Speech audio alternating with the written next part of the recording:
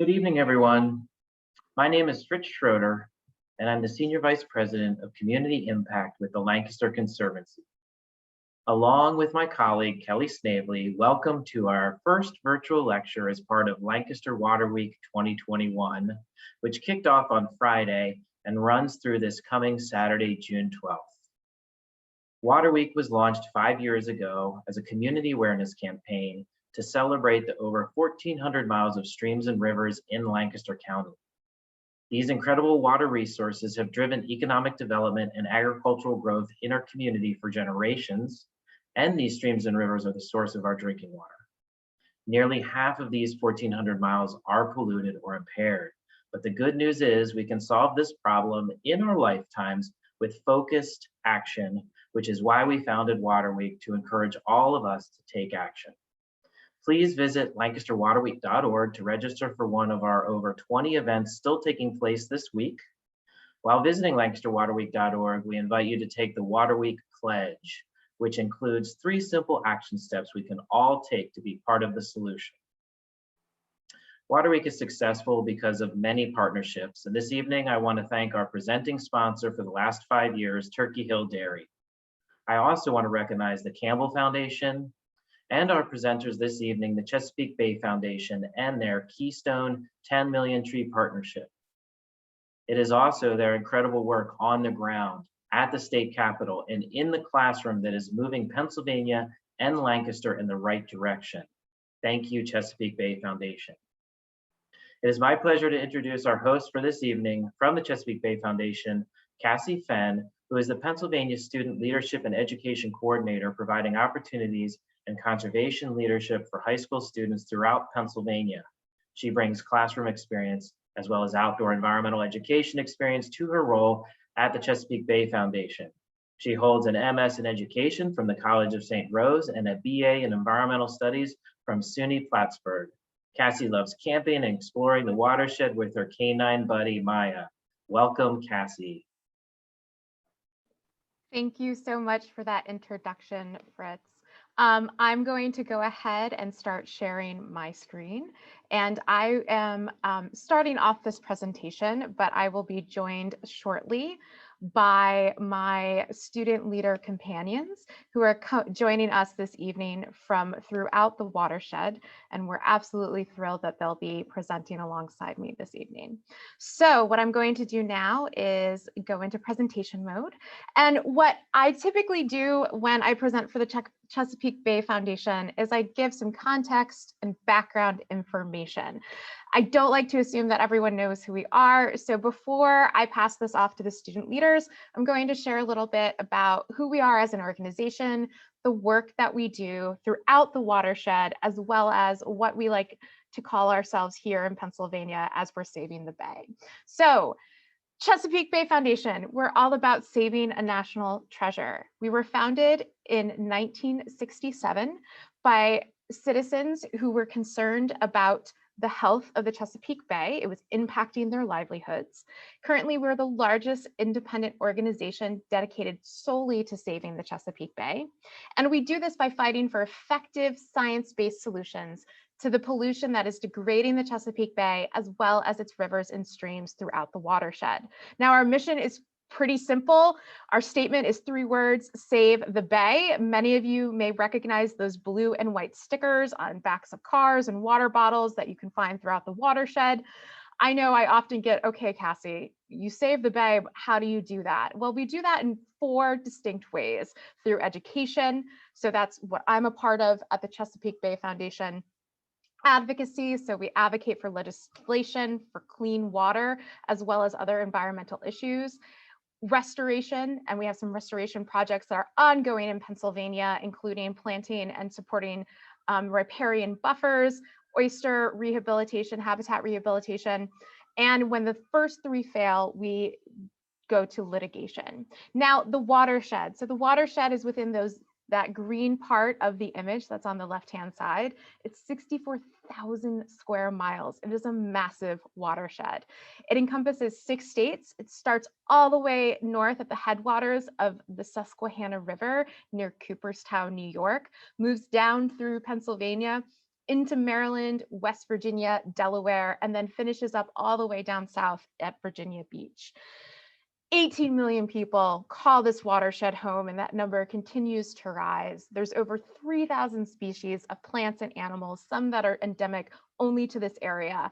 And we as an organization have regional offices in Pennsylvania, Maryland, Virginia, and Washington, D.C. Now, what does the Chesapeake Bay Foundation do in Pennsylvania? Well, for us, clean water and healthy streams are their primary focus in the Susquehanna River and the Potomac River watershed, which is what we find here in Pennsylvania. If you look at the image on the left, that entire green area is the Susquehanna River watershed, and it is one of the largest watersheds that are tributaries into the Chesapeake Bay. At any point in time, up to 40 to 50% of the fresh water entering the Chesapeake Bay comes from the Susquehanna River watershed. It's a tremendous amount of water. And not only is the Susquehanna River providing a tremendous amount of water for the Chesapeake Bay, we in Pennsylvania have a tremendous amount of water as well. There's over 85,000 miles of streams and rivers. It's estimated that nearly 1/5 are considered impaired based off of data from our own Department of Environmental Protection here in this Commonwealth. And again, the Susquehanna is a major tributary to the Chesapeake Bay. So whatever is happening upstream is going to greatly impact downstream. And so honestly, what we really like to do is boil it down to clean water is great for Pennsylvania as well as really good for the Bay.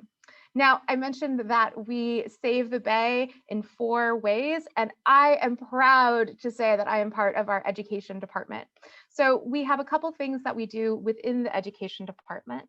We have these amazing field programs. I'm sure many of you may have participated on them as a student in Pennsylvania. If you're joining us from Virginia or Maryland, we also run field programs there.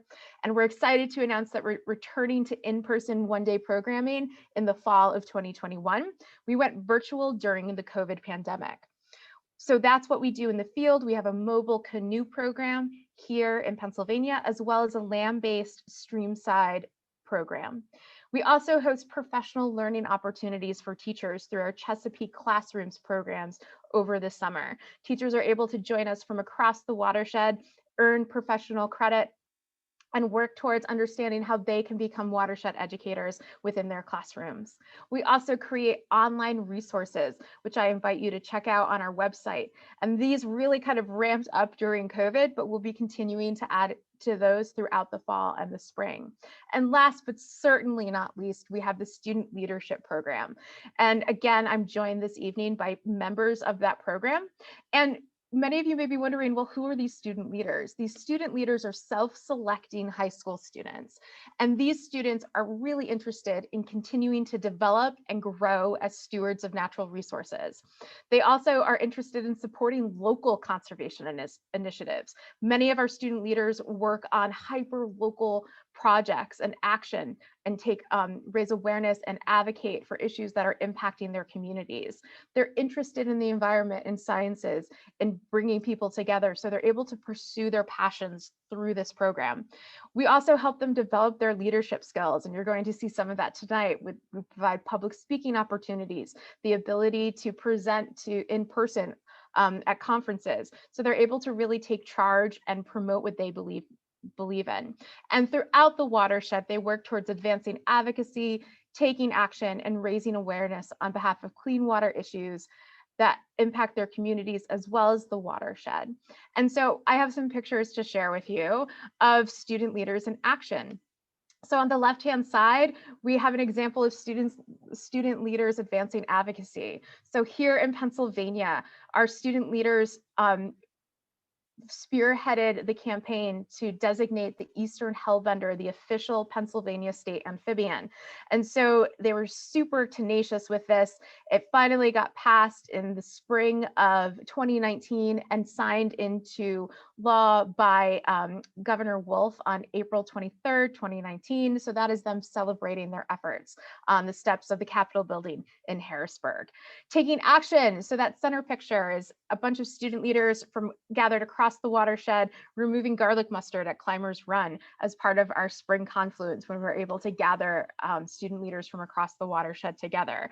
And then raising awareness. So in years past, they've joined us at the Pennsylvania Riverlands Trails Festival, and they set up tables and they raise awareness and educate the public on important clean water issues, such as protecting the hellbender, the eastern hellbender, as well as the importance of trees, planting trees. We like to say clean water grows on trees.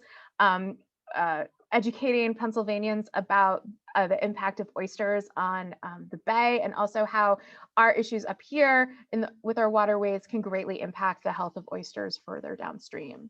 So I'm sure you've heard enough out of me this evening. It is my absolute honor and pleasure to introduce these three amazing young women who will be co-presenting this evening. We have Sarah Cho from Montgomery County, Maryland, Eleanor Meckley from right here in the Commonwealth, Cumberland County, Pennsylvania, and Emma Bisson from Baltimore County, Maryland. And without further ado, I'm going to pass it over to Sarah.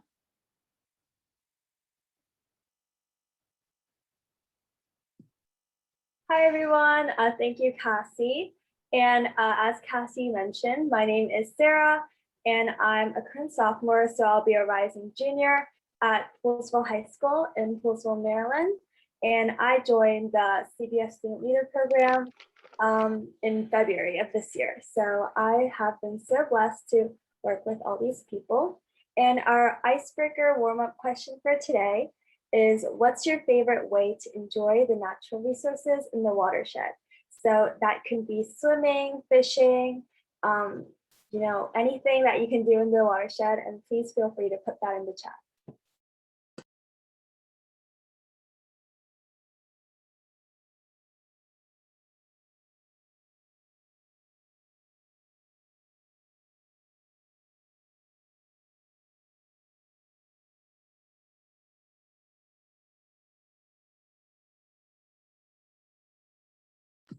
Yes, I'm seeing a lot of hiking, which is really exciting. I love hiking too.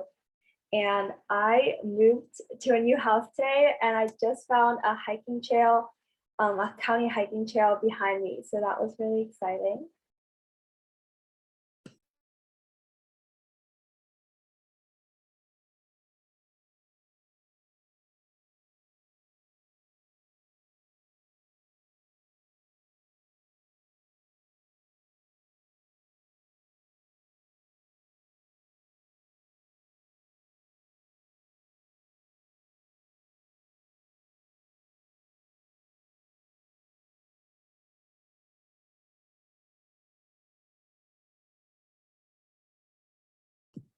All right, awesome. Thank you to everyone who has participated in the chat. And now I'm gonna go over a brief table of contents for what we'll be discussing today. So I will be starting us off with the call to acknowledgement, and then we'll be talking a little bit more about what the Outdoor Bill of Rights is, and then we'll be talking about our inspiration, and then we'll be presenting a timeline and some future next steps. And then we'll also be hosting a Q&A session for you guys to give us any feedback you might have, or to just ask any questions to the panelists in general. So I will be kickstarting us off with the call to acknowledgement. So call to acknowledgements, you may be familiar with them, you may not be, but they're acknowledgements that are really important to us, because it's a way that we can show respect to the Indigenous people who have acted as stewards of the land and natural resources of the watershed for generations. And it raises awareness of the historical land use and works to amplify the voices of all the inhabitants of the past and the present and even the future.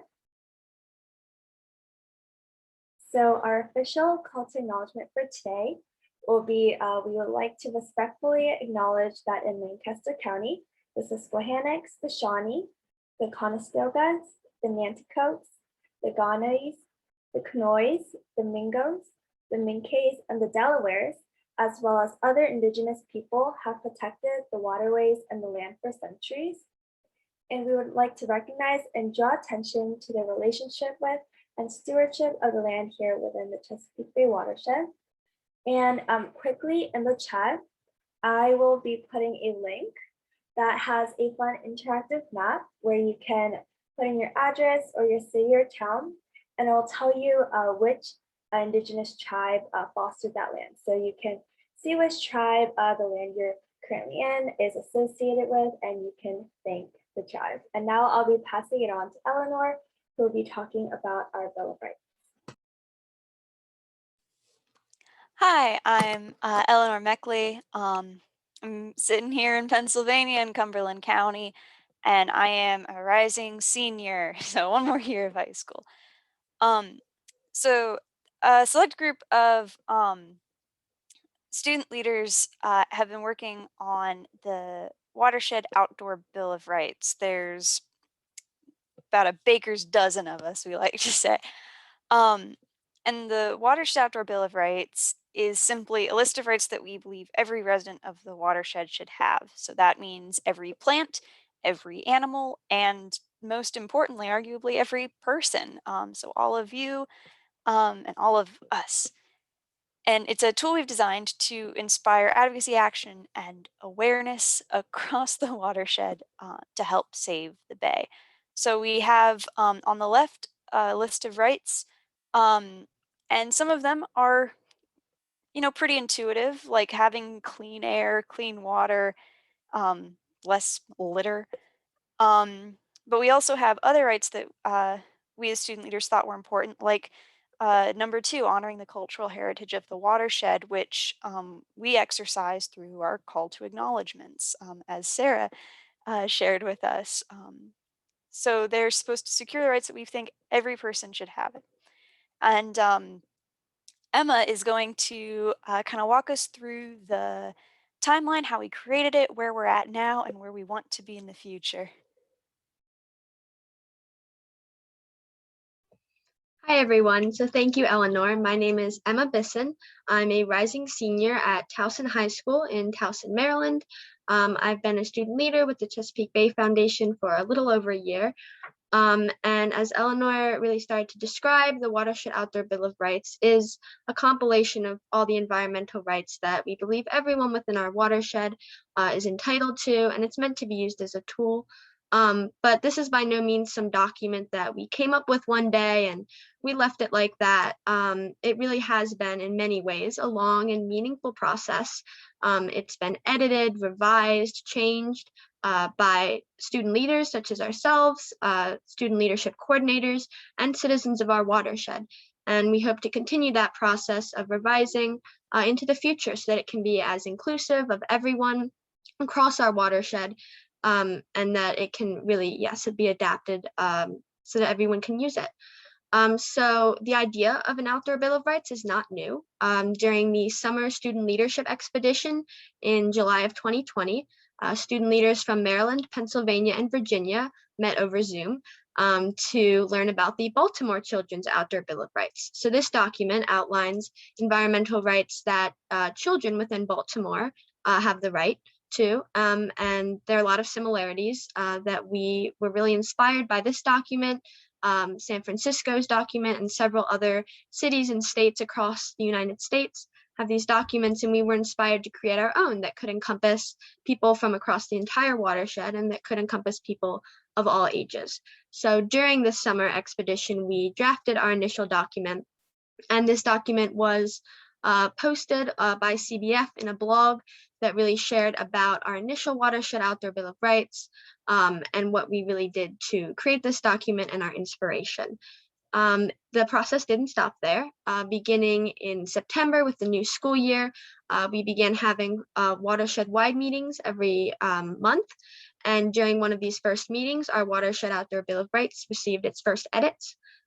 Later in October, CBF student coordinators asked students, and we decided to create a Watershed Outdoor Bill of Rights group specifically to focus on this project.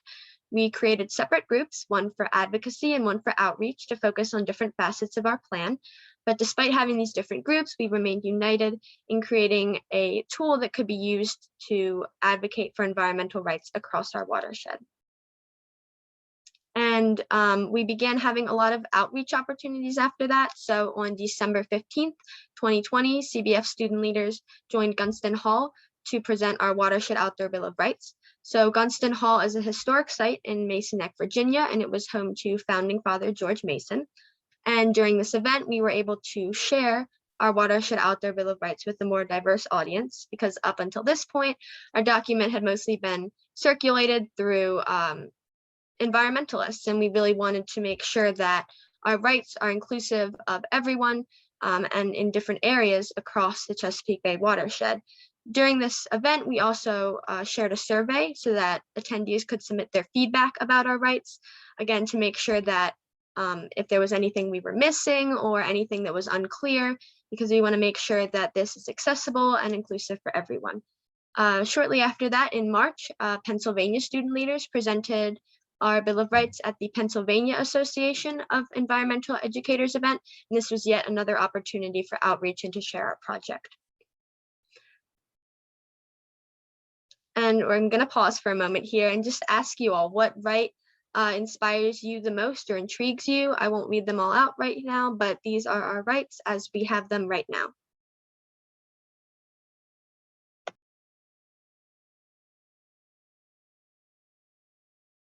And you can feel free to share in the chat too.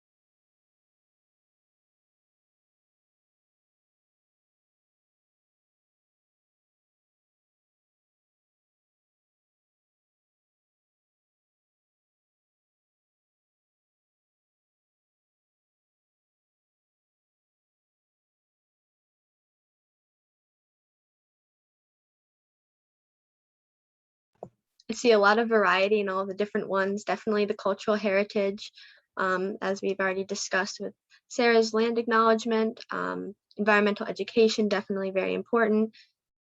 We love splashing in our natural waterways too.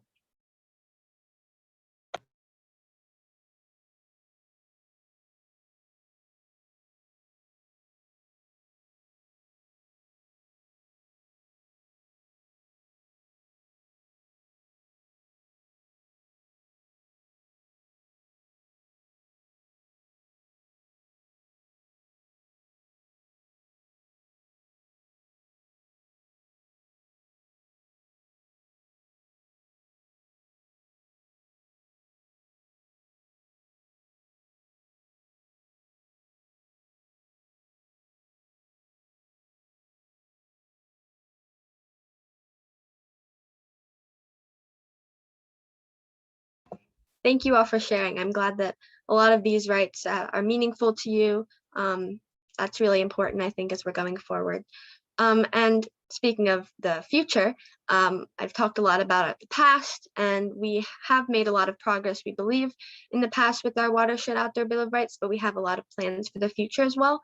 As Cassie shared earlier, a main focus of student leadership is action, awareness, and advocacy. And I think that our plans for the future sort of divide into these groups. Of course, they are, of course, very interconnected, and there's a lot of overlap, but just in general, we hope to be spreading action through a website and appendix. So we are currently creating a website that has more information and resources about what our Watershed Outdoor Bill of Rights is and what we envision that you all can do with it. We are also creating an appendix that will have a lot of websites and links to information about each of the different rights. So for instance, for having your voices heard, we have information on how to email your representatives on state, local, or national levels. And for maybe having space to grow a garden, we might have case studies that are available online about why urban community gardens are important for the well-being of the people there, and information about how other people have made action for the bay and how maybe you can as well be inspired. We're also going to continue to raise awareness about our Watershed Outdoor Bill of Rights through social media, because again, this is meant to be a tool, and if no one knows about it, it's not really serving its purpose. One of our main goals also is to present our Watershed Outdoor Bill of Rights to the CBF board, because we believe that if our Watershed Outdoor Bill of Rights is adopted by the Chesapeake Bay Foundation, then it can be used even more officially by people across the watershed, and that it can be spread more widely so that people know about it. And again, throughout all of this, we will continue to use our Watershed Outdoor Bill of Rights to share our vision with everyone else in the hopes that we can all create a cleaner and safer environment for everyone who calls the Chesapeake Bay watershed home. And now I'm going to pass it back to Eleanor so that she can talk more about how we envision that you can use the Watershed Outdoor Bill of Rights. All right, hi again, you missed me. The Chesapeake Bay Watershed Outdoor Bill of Rights is a tool, but unlike, construction tools like hammers, it's not very intuitive how to use it. This is like an online document. It's a piece of paper. Like, what are you going to do? Paper cut global warming into submission? How are you meant to use this? So I've broken it into 5 simple steps on how to use the Watershed Outdoor Bill of Rights to make a difference in your community or the world. So the first step is to identify a problem. One of the student leaders who is working on the Watershed Outdoor Bill of Rights with us recently participated in a tree planting. So I'm going to be using that as an example, walking through the 5 steps. So first off, we see this big empty field, and there's nothing in it. There's no trees, there's no like buildings. This land is empty space that is perfect for water to run off and carry pollutants just all the way through to the nearest body of water. Body of water. And it's not even a habitat for many animals, like forests are. So here's a space. What do we do with it? Okay. Step 2 is of this process is to find which right the problem relates to. So this most closely relates to right number 7, equitably distributed green spaces. There were some trees in the background of that photo, if you remember, but not a lot. And so step number 2 is important because it makes the issue feel more real. It's really easy to see a problem and just overlook it and think it's normal. Like if you're driving down the road and you see a McDonald's wrapper soaring through the wind, you're like, oh, that's sad, but litter exists, nothing to do about it. Except there is something you can do about it. And finding which right the problem relates to helps acknowledge that it's a problem and that you can do something about it. Which leads right into step 3, which is to assemble a team. It is really hard to make a difference on your own. Trust me, I've tried.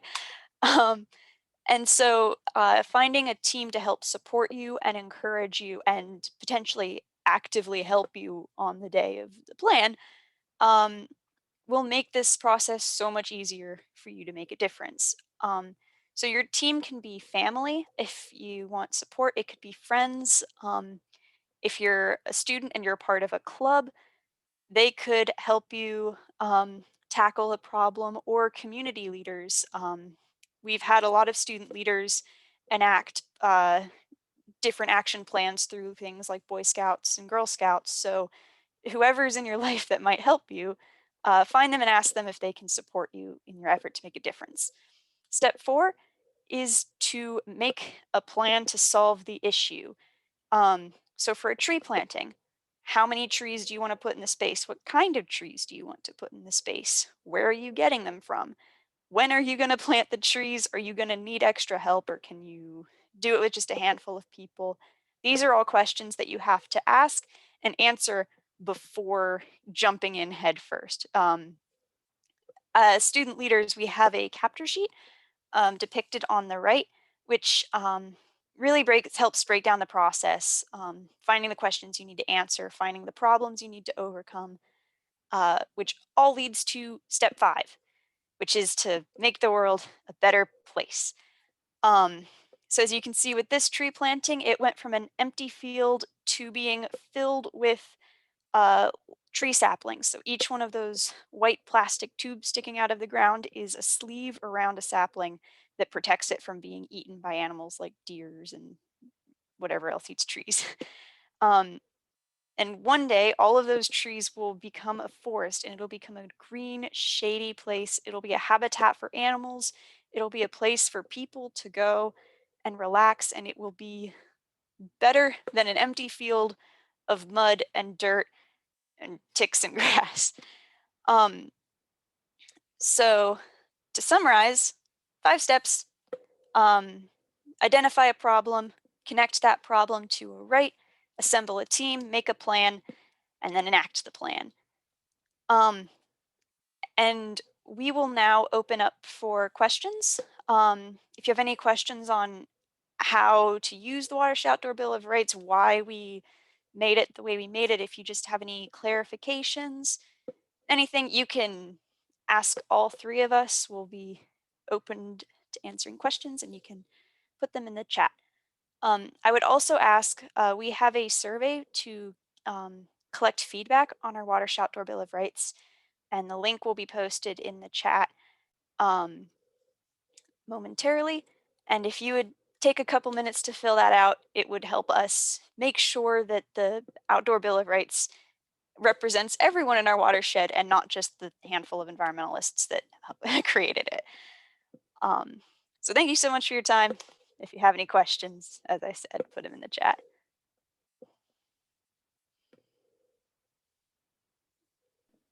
Awesome. So I'm going to stop sharing my screen. That way I can serve as kind of a moderator and read questions to the presenters. Thank you, Eleanor, Sarah, and Emma. You did an amazing job.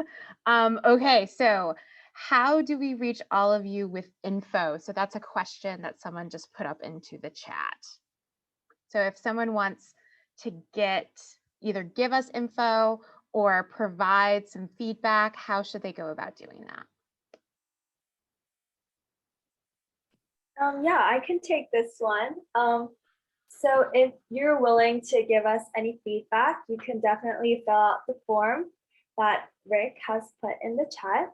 But our appendix, if you want to add like links to the appendix, because we're always trying to grow our appendix, you can feel free to email one of us student leaders. We're all in the card group where we help modify the appendix. But I have also been editing the appendix, so I can put my email in the chat and you can email me any information you would like to see on the appendix. Awesome. Thank you so much, Sarah. So there's also, Sarah included in the chat a link to the appendix, and essentially that's a collection of resources for people to kind of self-direct themselves through information about the watershed and some of the issues that are referenced in the Watershed Outdoor Bill of Rights. And then also that survey. We have gotten so much incredible feedback from residents throughout the watershed and we're still looking for more, because again, we want to make sure, the students want to make sure that we're able to amplify all the voices, not just ours, but we take into consideration thoughts and input, everything else. Okay, so here's a question from, it looks like Melissa. I love what your Bill of Rights addresses. It's very well thought out. Besides social media, what are other ways to spread this message and your 5-step plan? That's a really great question. So what are some other strategies or ideas that you've been able to develop with your peers on how to spread the word about the Bill of Rights? Yeah, so right now, we've been doing a lot of presentations like this one. As Emma mentioned, we've also presented at a Gunston Hall webinar and the PAEE conference, and this is our 3rd presentation. So we will continue to do this probably starting in fall, like next school year. And we've also been spreading the information throughout schools slowly. We have a couple student leaders that are not presenting here today, but they've reached out to leaders in their like school buildings and are working to implement the Watershed Outdoor Bill of Rights into making their schools like a cleaner and like happier, healthier place. And it'll grow from there. Yeah. Awesome. Thank you so much, Eleanor. It looks like we have a couple of questions from Megan. She writes, all three of you are incredibly well-spoken and thoughtful. What are your hopes and dreams for the environmental movement in general? That's one. Question number two, why did you want to get involved? And three, what kind of career paths and areas of study interest you? So I think we'll kind of work our way through the panel. So who would like to go first and answer some of those questions? I can start with this.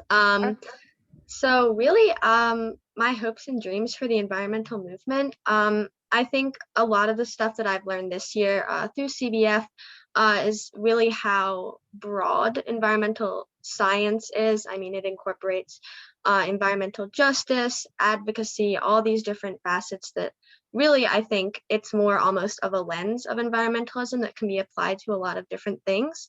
And I think really that sort of this lens of focusing on, you know, the environment and prioritizing sustainability and all of that when going through, you know, commerce or government and all of these different components of our society, that environmentalism can be incorporated and that everyone can really benefit equally from environmentalism. So Emma, why did you want to get involved in this project? I think this project in particular really stood out to me because of such a widespread impact it can have. I think for myself, at least, it's a lot easier to think of individual actions that I could do, something small in my community or something, which is certainly very important and definitely a really great start. But I think I was always uncertain of how to actually make such a broad impact, and that this being able to really help people across the entire watershed was a really inspiring idea that I wanted to help out with. Thank you, Emma. I'm so glad to hear that you want to kind of, you know, expand your reach and your impact. That means a lot. Does anyone else want to answer what are your hopes and dreams for the environmental movement in general? I can answer that. I had to do a job shadow for my school once, and so I shadowed someone in the Chesapeake Bay Foundation, and they said something that always stuck with me. And they said that the point of their job was to kind of work themselves out of it, so that they don't need like environmentalists anymore. And I kind of share that sentiment. I hope that one day we don't need a movement of environmentalism. And as Emma said, it can be more of a lens that we just subconsciously apply to a bunch of different issues. My hope is that one day it'll be second nature for society to, you know, apply environmentalism to whatever they're doing instead of needing people that, you know, kind of shout from the rooftops like, hey, we have a lot of issues going on that need to be addressed. Thank you, Eleanor. I know it is funny, but I think for a lot of us that work in the field of conservation and in the environmental field, we do kind of wish that at some point we might not be needed as much. Sarah, what about you? What are your hopes and dreams for the environmental movement? Yeah, I think my hopes are for more youth to get involved. I know this may sound really cliche, but youth are the future. And I think it's really important for youth to take the initiative and use their voice to stand up for the environment. Awesome. And that's not cliche at all. I feel like we have to be reminded of that on a pretty regular basis, that yes, the young adults in this world today are the future for tomorrow. Eleanor and Sarah, why did you want to get involved in this particular project, the Watershed Outdoor Bill of Rights? For me, it's kind of two main things. So I joined the CBF Student Leadership in the summer of 2019, I believe. I was a rising freshman, and that school year, the Hellbender bill was passed, making the Eastern Hellbender the state amphibian. And I didn't participate a whole lot that year. I did some summer expeditions, but I didn't join any weekly chapter meetings. Um, and seeing them accomplish that, like make an actual like bill that's a real thing, was so inspiring. And then the other part of it is that I struggle to make projects on my own. I tend to bite off way more than I can chew and rarely actually finish anything. But we started the Watershed Outdoor Bill of Rights as a team. And so I already had all the support. And I, instead of having to lead the whole thing, I can be a part of this and actually make something that's real, like my predecessors who passed the Hellbender bill. So a combination of inspiration and just being a really great team to be a part of. That's great to hear, Eleanor. We can definitely get further together than we can separately. So I think that's a great sentiment. Sarah, what about you? What got you interested about the Watershed Outdoor Bill of Rights project? Yeah, so I am so blessed to have an unconventional high school experience. I am able to attend a global ecology magnet program, which I believe is one of the only ones in our county and the state of Maryland. And a lot of my seniors in the program are actually involved in CBF, and they really encouraged me to also, yeah, me too. They really encouraged me to get involved in CBF, and I did. And then I just, continued to develop more interest for the program. And I think just seeing how, like, if you start off, like, you can achieve so much. I think like seeing actual progress really helped motivate me. Yeah, I think it's really exciting too. I know as in my role as a student leadership coordinator, seeing the tenacity that everyone has in the program. So it doesn't matter, like, yeah, we're going to have some pitfalls here and there, but you've developed this sense of efficacy. You can do this. And your tenacity, your stick-to-itiveness is really impressive. And it gives me hope for the environmental movement moving forward. And last but not least, with this question, the trifecta of questions that Megan asked, what kind of career paths and areas of study interest you? So who would like to answer that one first? A couple of you are rising seniors, so you probably have college on the brain a little bit right now, maybe not, but you will soon. So what are some career paths and areas of studies that interest you? I can start with that. Yes, definitely starting the college process and all of that. It's probably not that surprising, but definitely environmental science, something environmental related. I'm definitely interested in. Really beyond that, though, I think I'm not too sure yet. Engineering, I think, is interesting because sort of the way to apply what you're doing. So something like that might be interesting to me.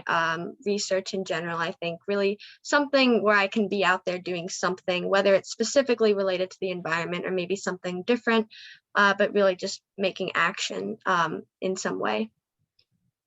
Wonderful. Eleanor, Sarah? Yeah, I can answer that. I really like fish. They are my favorite animal, which I realize is about the same as saying I like mammals, but yeah.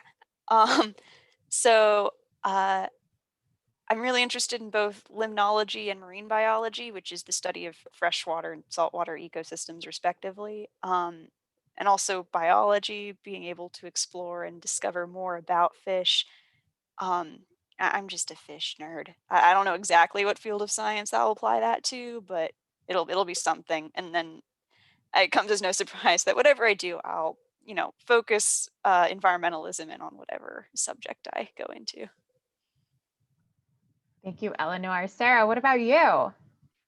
So for me, after I watched this pro on Animal Planet called Extinct or Alive, I told my parents that I wanted to get involved in conservation biology and go explore the forests and find extinct animals and rediscover.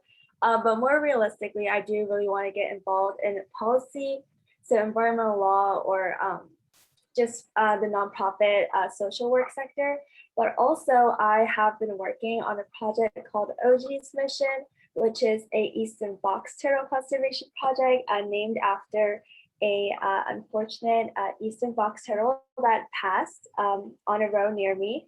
So yeah, I would really love to further that in the future too. Wonderful. I really love hearing what you aspire to be in the future, because I know I'm going to have a moment in 5 to 10 years when I can say, oh, I knew them when. And it's really exciting to be a part of your journey.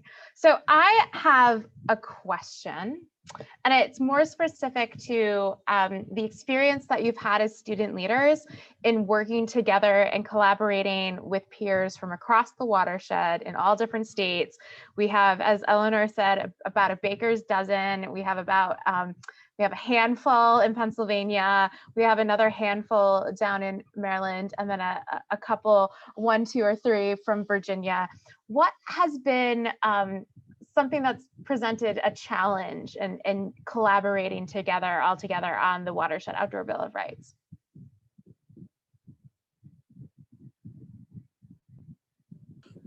So I can start. So I joined this program fairly recently. So at first, I think I had trouble finding my place because I think everyone else was already involved in doing their own thing. I didn't really know where I was needed and where I had to, help out. But I think everyone has been super welcoming, and I have definitely been able to find my voice, and that has been really exciting.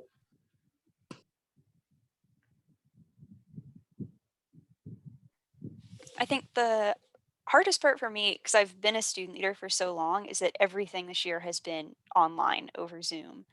And I had grown accustomed to like spending a week camping, and you really get to know people when you don't shower for a week and you're like in a cramped in tents, and then you have to go canoeing and you're tired and cranky, and it's awesome.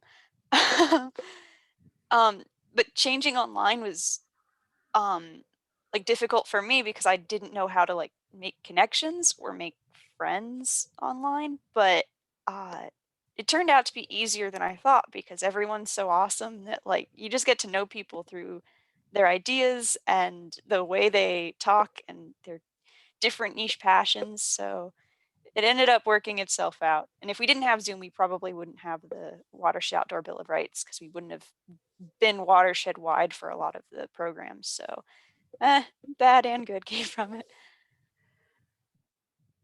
Eleanor, you make it sound like there may be a silver lining to having nothing but Zoom meetings for the past 12 months, which I guess that's a positive outlook. So there is another question from Megan. So all of you are incredibly busy high school students. And so with so much on your plates, how do you take care of your personal sustainability, such as fun, joy, mental health? I know there's probably a lot of adults in attendance right now who will take notes on your answers as well, because it can be extremely challenging, especially with everything we've all experienced collectively and then as individuals in the past year and a half. So how do you find time to just be teenagers, essentially?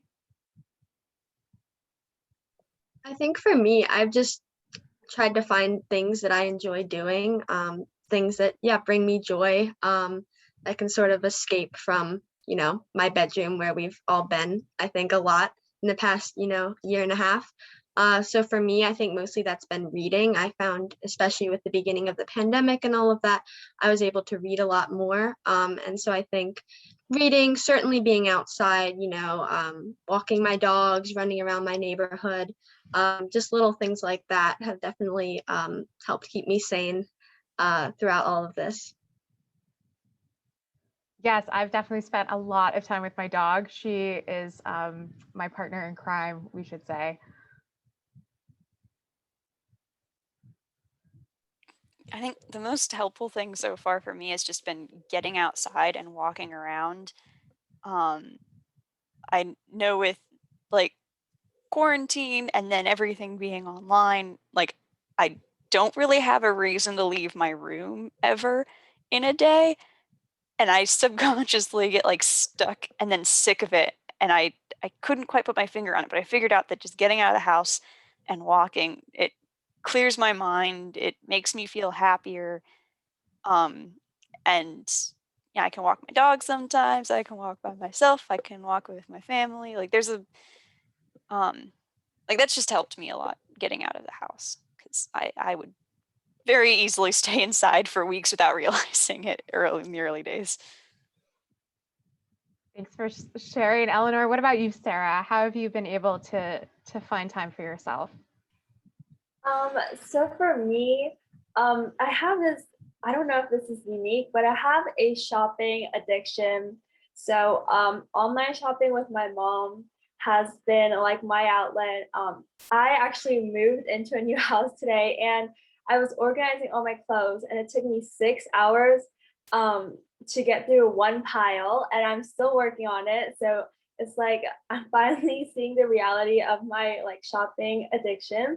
But also I love animals, so playing with animals and just spending time with them is really fun. I'm actually adopting 2 cats next week, which is really exciting. So I'll definitely be spending a lot of time with them.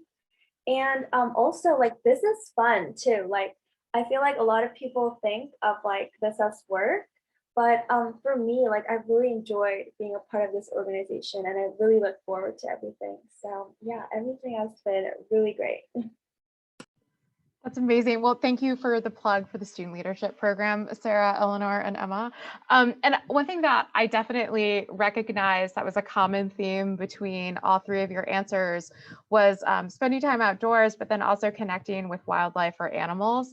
And I think that that also is connected to the Watershed Outdoor Bill of Rights, how we want to make sure that everyone in the watershed has equitable access to the natural resources, whether those natural resources are parks or streams, or being able to spend time observing wildlife. That really is kind of, it shows that it has that thread that goes through not only your school life, but also your free time as well. So I know that both Eleanor and Emma in the past have participated in summer expeditions with the Student Leadership Program here at the Chesapeake Bay Foundation. Last summer, due to the pandemic, we were 100% virtual, and all our expeditions were watershed wide. So that means we were able to gather groups of student leaders from across the watershed 3 times last summer, and that's where the Watershed Outdoor Bill of Rights was created.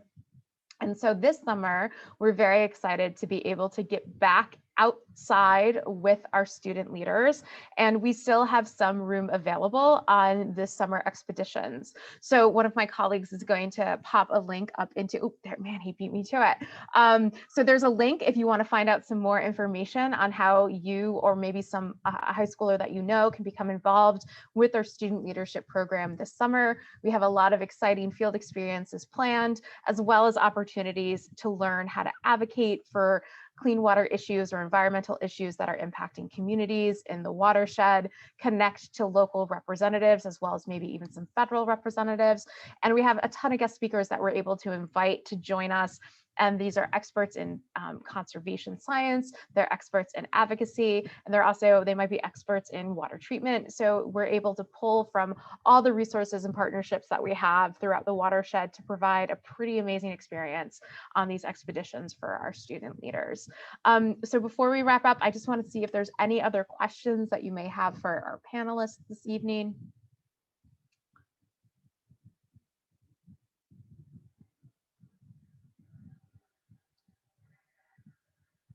Okay, any final thoughts from Eleanor, Sarah, or Emma?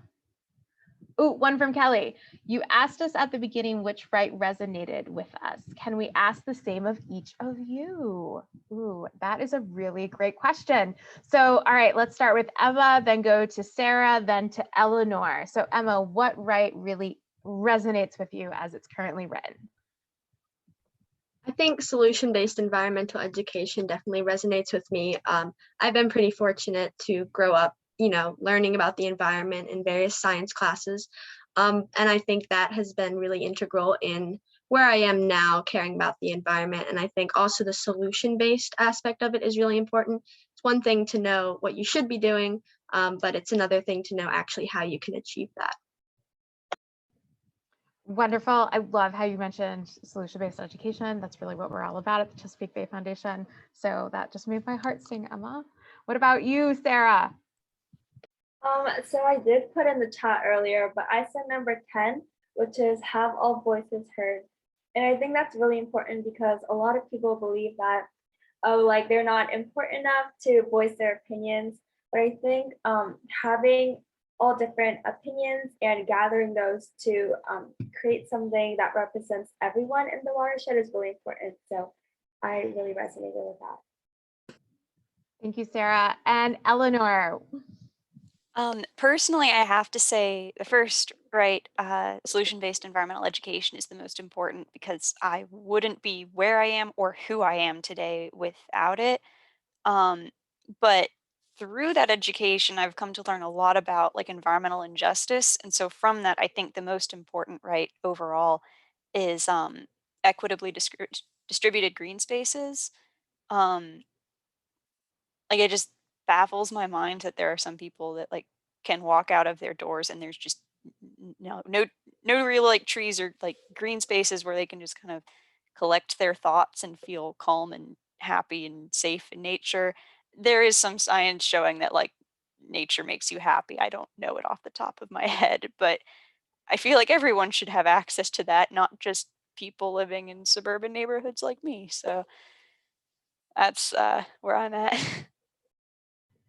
Thank you so much, Eleanor, Sarah, and Emma, for sharing your experiences with us tonight, the work that you've done on the Watershed Outdoor Bill of Rights. Again, I want to encourage anyone who's attended to fill out the survey, the link that was in the chat.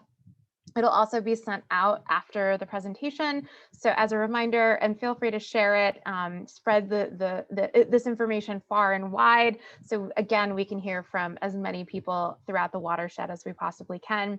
I also wanted to say a very special thank you to the Lancaster Conservancy for hosting us this evening, and also hosting the Water Week. It's an amazing opportunity to connect local residents, not only to the resources that are right outside their back door, but then to also garner awareness and that leads to action. So we really appreciate all the work that you do throughout the watershed and also your partnership with the Chesapeake Bay Foundation. So thank you so much. And I hope everyone has a wonderful evening.